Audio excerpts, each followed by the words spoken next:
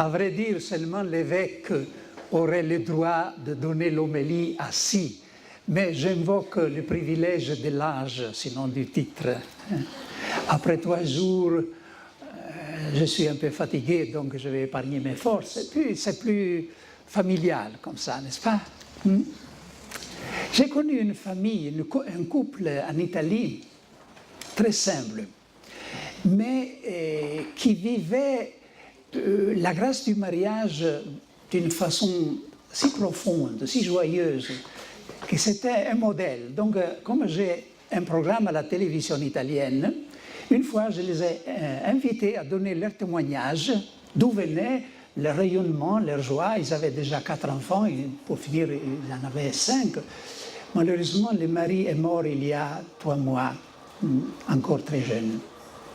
Donc, dans cette interview, j'ai demandé au mari, qu'est-ce que t'a fait tomber amoureux de ta femme?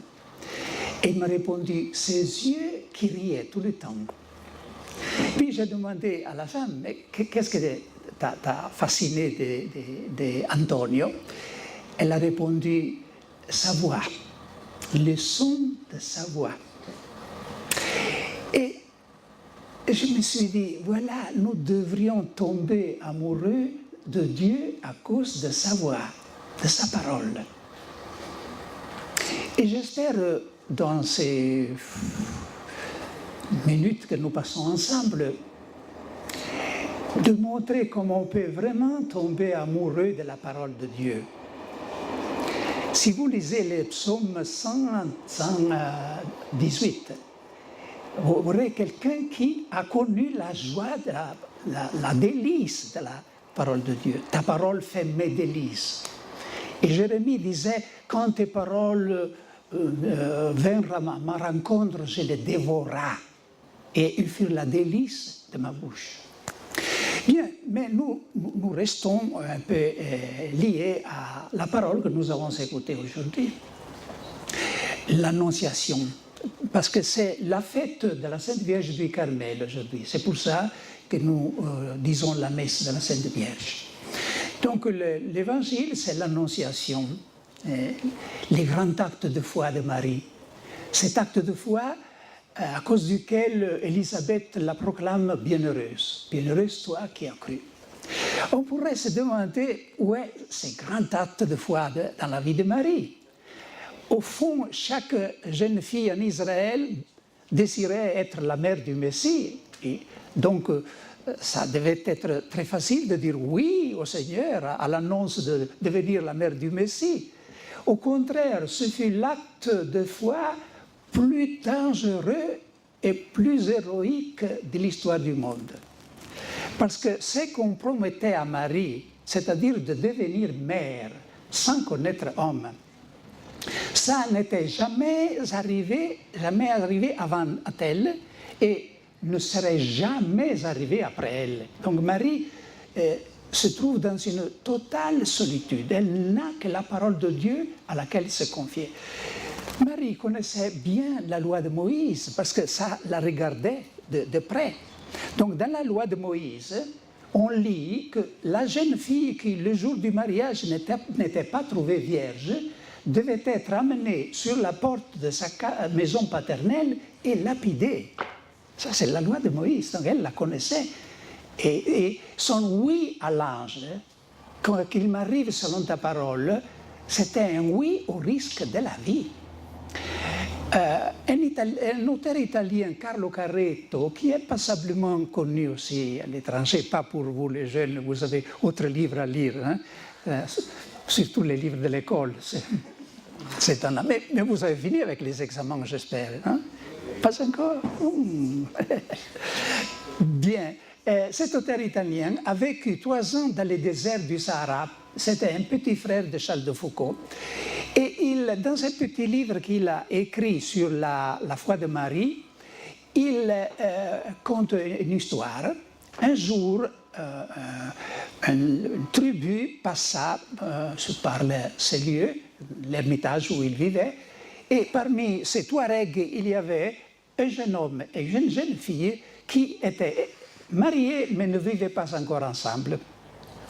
Parce que c'était la même loi qu'au temps de Joseph et de Marie. Et après le mariage, il fallait passer un an sans vivre ensemble. Donc pour ça, ça l'avait un peu impressionné. 2 ans après, ces tribus passa de nouveau. Et comme il ne voyait pas des jeunes, il demanda qu'en est de ces jeunes que j'ai connus. Et il a remarqué une certaine malaise. Personne ne répondait. Jusqu'à quelqu'un le prit à part, à l'écart, et lui fait un geste très éloquent. La jeune fille a été égorgée parce que le jour du mariage n'avait pas été trouvée vierge.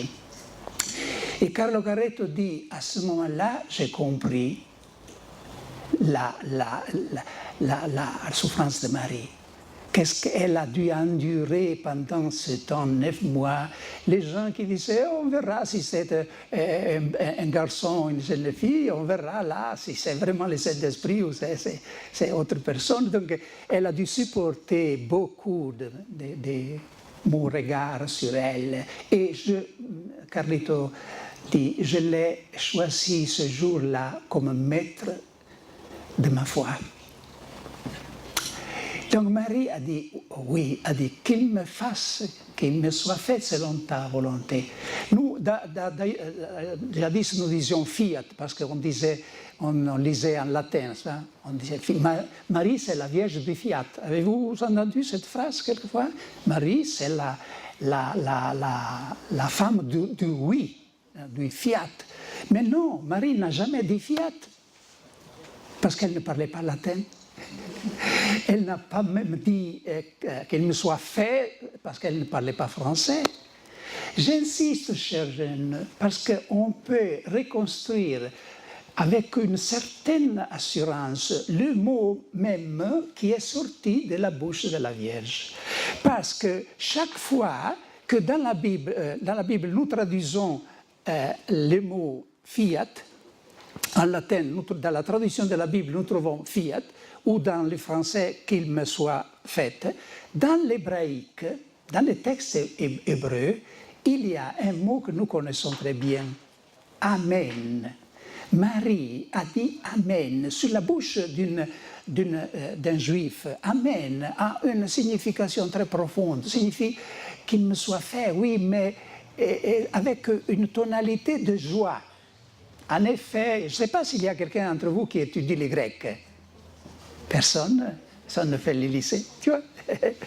Eh bien, vous savez, cette jeune fille sait que les Grecs possèdent un mode particulier. Nous connaissons l'indicatif, les subjonctifs, n'est-ce pas, les conditionnels, pour dire quelque chose qui est arrivé ou arrivera. Les conditionnels, quelque chose qui pourrait arriver ou pourrait ne pas arriver. Les Grecs connaissent un mode spécial qui s'appelle l'optatif.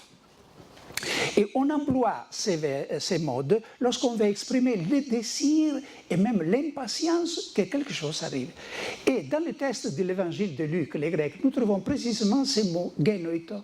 Donc Marie a dit à Dieu oui, mais pas avec résignation comme quelqu'un qui dit oui, si on ne peut pas faire différemment, oui. Non, Marie a dit oui, Amen à Jésus. Et quelle joie pour Jésus, c'est de la bouche de vous, les jeunes. Sortez ces jours-là un oui à Dieu comme celui de Marie. Un oui total. Et c'est la porte pour la joie. C'est le chemin de la joie. Aujourd'hui, les lectures sont vraiment pleines de cette idée de la joie. Réjouis-toi, fille de Sion. Et Marie, dans les Magnificat, dit mon âme exulte. Donc l'exultation, c'est une qualité de la joie qui déborde. C'est de la jubilation. Donc Marie est pleine de joie. Et sur la joie, je crois, chers jeunes, d'avoir un message à vous confier. Parce que tous nous voulons être heureux. S'il y a quelque chose qui unit tous, mauvais et bon, vieux et jeune, c'est que nous voulons tous être heureux. Saint Augustin disait, rien que de prononcer ces mots, bonheur, joie, les gens se dressent et te regardent dans les mains pour voir si tu as quelque chose à donner à leur soif de joie. Mais l'expérience humaine paraît contredire tout ça. Il y a de la tristesse dans le monde. Regardez vos compagnons jeunes et vous verrez de la tristesse dans les visages des jeunes d'aujourd'hui. Il y a beaucoup de tristesse. En dépit de tous les bruits qu'on fait, toutes les distractions, il y a de la tristesse. Une chanson française qu'on chantait il y a des années, c'était « Bonjour tristesse ». Vous l'avez jamais entendu? François Sagan, je crois, a écrit un livre qui s'appelle « Bonjour tristesse ». C'est triste, parce que c'est comme se résigner à la tristesse. On lui dire « Bonjour, bienvenue ». Donc, le message que je voudrais vous confier sur la joie, c'est celui-ci. L'expérience humaine nous dit qu'il y a un lien indestructible entre le plaisir et la souffrance. Un plaisir excessif, désordonné, est suivi toujours par une souffrance. L'exemple le plus clair, c'est la drogue. La drogue te donne un moment d'excitation, d'extase même, mais te laisse depuis. C'est comme dans la mer, une onde suit une dépression. Ça a été chanté dans la littérature par les artistes.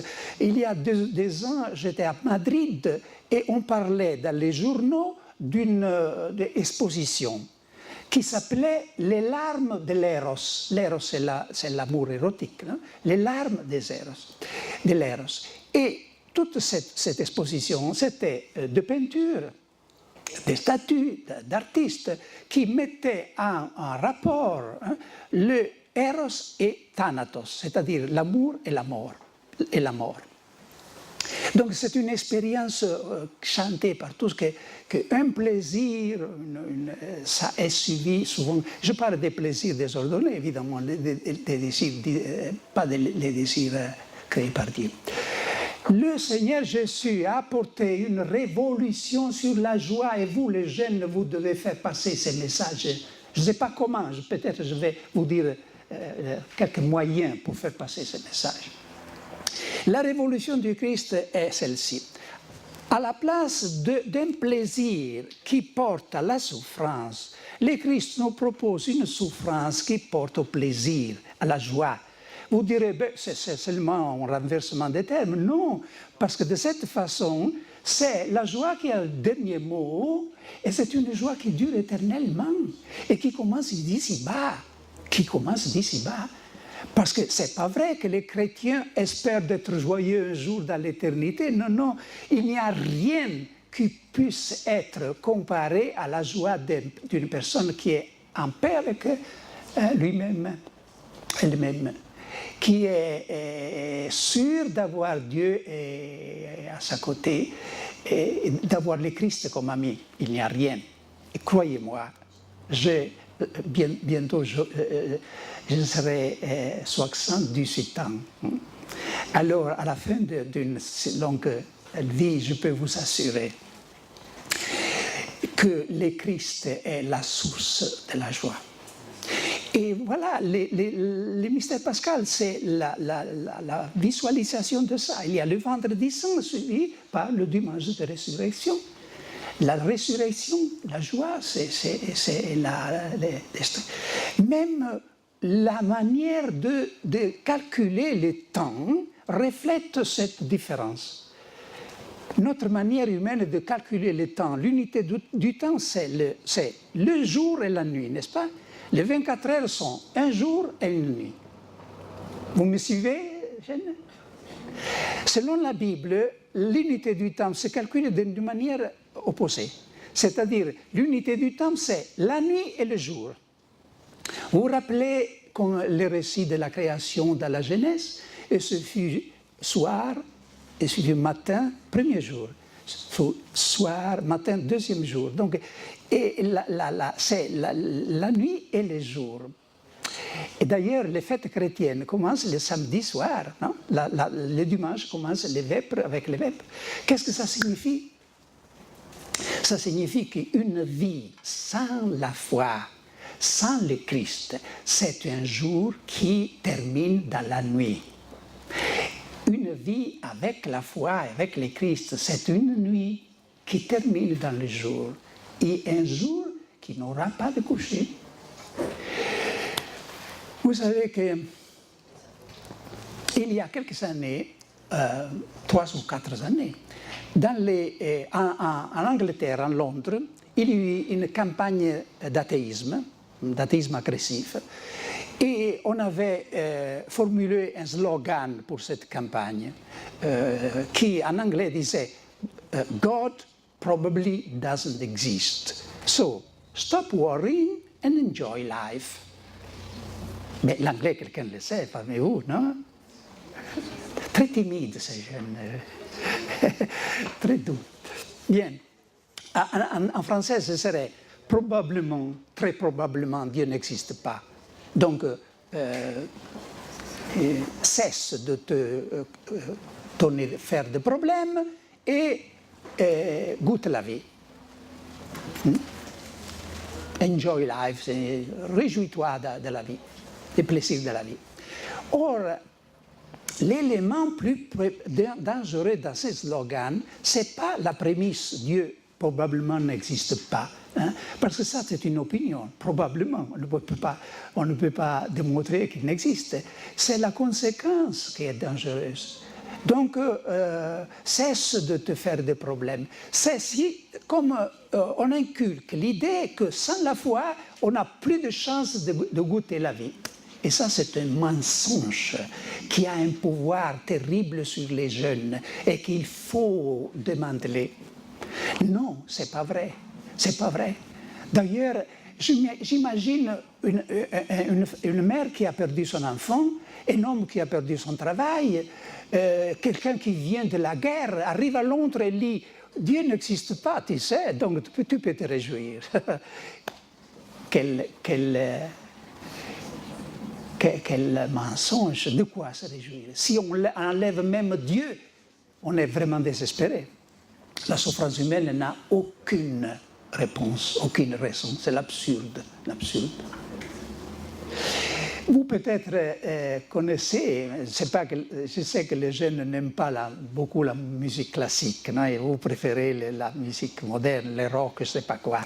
Mais quand même, il y a une œuvre très fameuse, c'est la 9e symphonie de Beethoven, qui termine avec un hymne à la joie. Freude, Freude, schöner Götterfunken, joie, joie, étincelle de Dieu. Donc c'est un hymne on l'a proposé comme hymne officiel de l'Union européenne, imaginez. Mais si on lit les textes en allemand, on voit quelle est cette joie qu'on propose comme officielle.